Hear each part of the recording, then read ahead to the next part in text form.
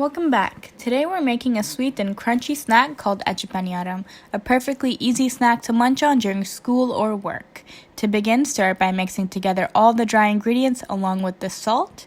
Once well incorporated, add in the hot water in increments until you're able to knead a dough ball.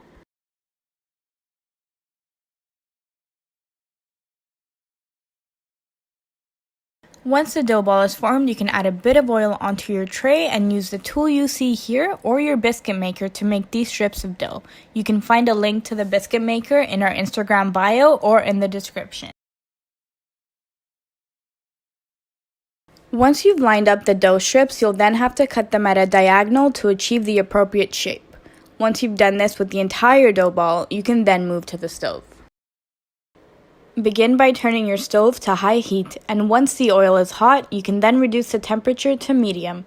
Add the shaped dough into the hot oil in batches. Once browned on both sides, you can remove it from the oil.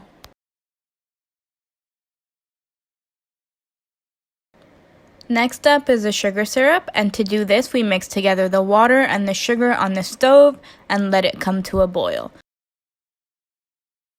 Continue to stir on medium to high heat, and you'll know the syrup is ready by adding a few drops into room temperature water, and it should immediately solidify. Once the syrup gets to this stage, you can then take it off the stove and pour it right onto the fried dough and mix it immediately.